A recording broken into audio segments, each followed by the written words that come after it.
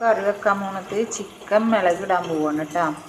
അപ്പോൾ ചിക്കൻ കഴുകി വൃത്തിയാക്കി എല്ലാം സെറ്റ് ചെയ്തിട്ട് ഞാൻ കറി എങ്ങനെയാണ് മിളകിടുന്നത് എന്നുള്ളത് ഞാൻ കാണിച്ചു തരാം കേട്ടോ.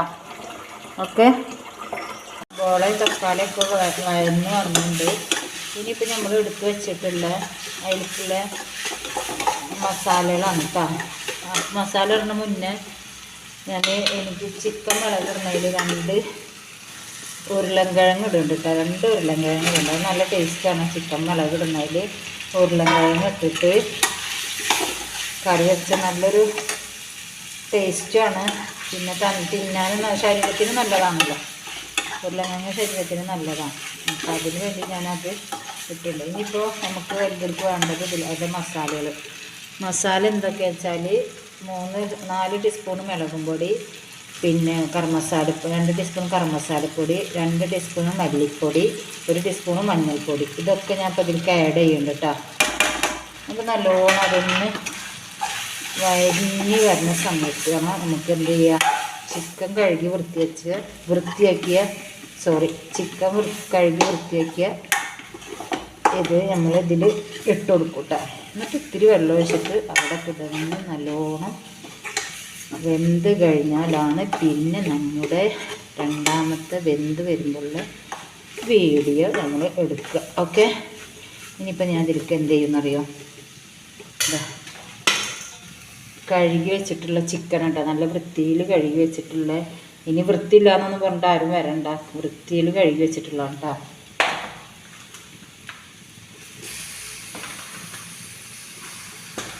ഇത് മതി, ഞങ്ങൾ 3 ആളല്ലേ ഉള്ളൂ. ഞാനിപ്പോൾ 2 ദിവസത്തിനുണ്ടാവും.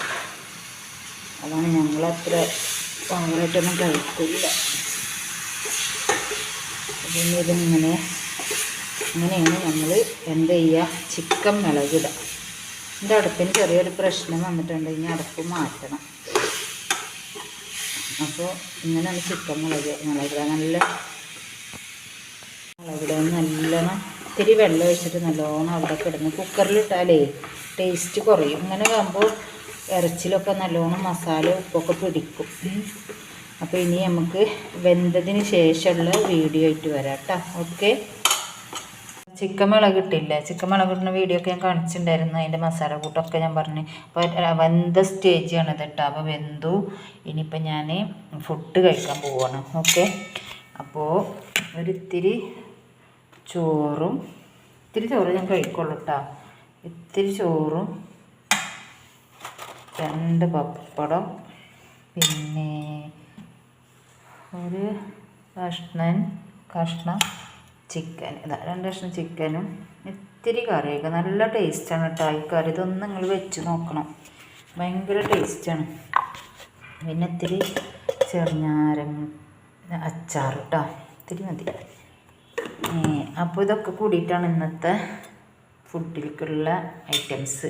അപ്പോൾ ഞാൻ ഇത്ര കറിയും ഇത് കഴിച്ചിട്ടുള്ളൂ. പിന്നെ ഇത് നിങ്ങൾ എന്തായാലും തീർച്ചയായിട്ടും നിങ്ങളിതൊന്ന് മിളകിട്ട് കഴിച്ചു നോക്കി. നല്ല ടേസ്റ്റ്. അതിൽ 2 ഉരുളക്കിഴങ്ങോ അരിഞ്ഞിട്ടാലില്ല, സൂപ്പറാവും സാധനം. നല്ല ടേസ്റ്റാണ്. നമ്മൾ നെയ്സ് പത്തിരിക്കും പൊറോട്ടയ്ക്കും ചോറിൽക്കും നെയ്ച്ചോറിൽക്കും ഒക്കെ നല്ല ടേസ്റ്റുള്ള സാധനമാണ്. പിന്നെ ഈ വീഡിയോ കണ്ടെങ്കിലൊന്ന് ലൈക്ക് ചെയ്യുക, ഷെയർ ചെയ്യുക, സബ്സ്ക്രൈബ് ചെയ്യുക. എല്ലാവരിലേക്കും ഒന്ന് എത്തിച്ചു കൊടുക്കുക, എന്നെ ഒന്ന് സപ്പോർട്ട് ചെയ്യുക കേട്ടോ. ഓക്കെ, അസ്സലാമു അലൈക്കും.